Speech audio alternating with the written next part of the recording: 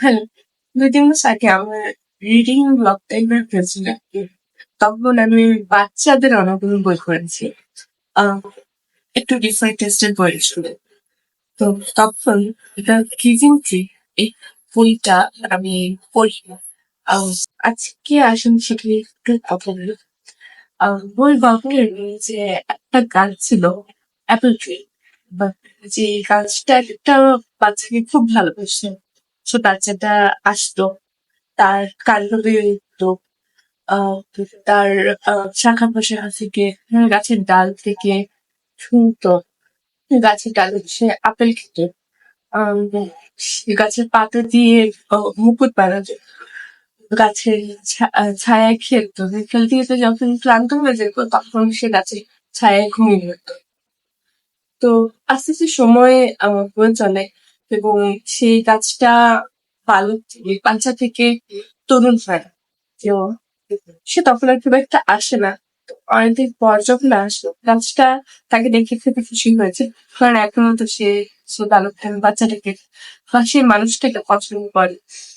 সে বলে আসো আমার কাণ্ড বেয়ে উঠো, আমার ডাল থেকে দোল খাও, আমার আহ আপেল নাও, আমার ছায়ায় খেলো। তখন সেই তরুণটা বলে যে আমি আসলে বড় হয়ে গেছি এসব করার জন্য। আর আমার এখন টাকা দরকার, তোমার কাছে কি টাকা আছে? তখন গাছটা বলে আমার কাছে তো টাকা নেই, তবে তুমি আমার আপেল গুলো নিতে পারো, সেগুলো বাজারে বিক্রি করে তুমি টাকা পাবে। তখন বালকটা বা সেই তরুণটা আহ আপেল গুলো নিয়ে যায় সে বাজারে করে টাকা। গাছটা এরপরে খুশি যে তার পছন্দের মানুষটাকে সে খুশি পেতে পেরেছে। এরপর অনেক দিন সে বালকের দেখেনি। গাছটা দুঃখী থাকে। তারপর অনেকদিন পর যখন আম, সেই সেদিনের বাচ্চাটা আসে, কিন্তু সে বাচ্চা এখন পূর্ণবয়স্ক একজন মানুষ। গাছটাকে দেখে আবার খুশি হয় এবং বলে যে আসো আমার কাণ্ডবে উঠো, আমার আপেল খাও।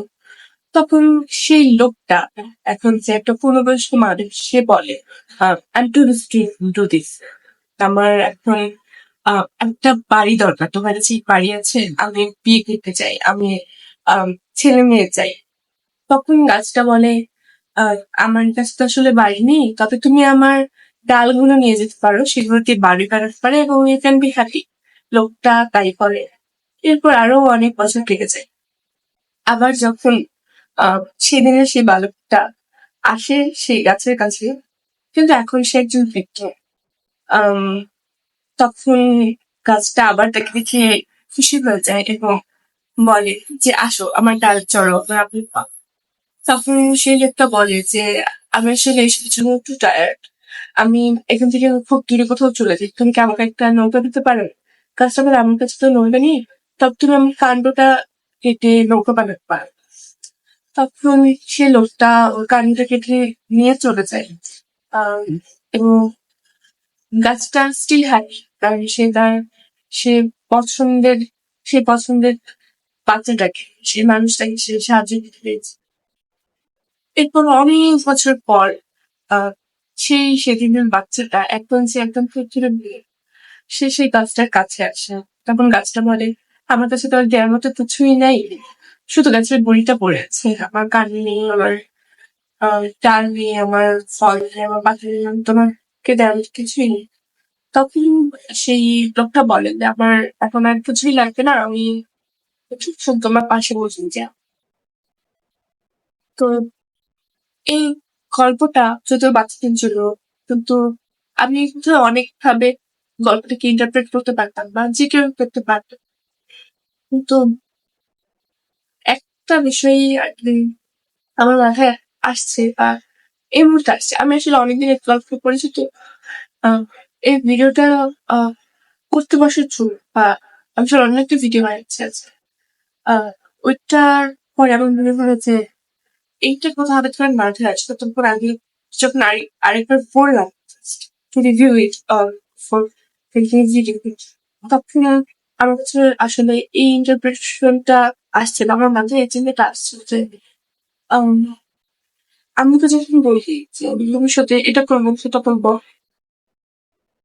তখন আমার একটা কথা বলে যে মাঝে মধ্যে বলে আমার শরীরটা খুব খারাপ। আমার তো এখন কাজ করতে পারবো না, আমি থেকে কি করবো, একটু কিন্তু বুঝে না যে তার কিছু দেওয়ার মতো না থাকলেও নিজের পাশে এসে থাকা বা জাস্ট বি দেয়ার, এটা আসলে অনেক বড় কিছু। উম, এই তো আপনাদের গাছগুলোর বা গাছের যত্ন নেবেন। যতদিন তারা আছে they're very valuable. যেখানে কিছু উত্তর আছে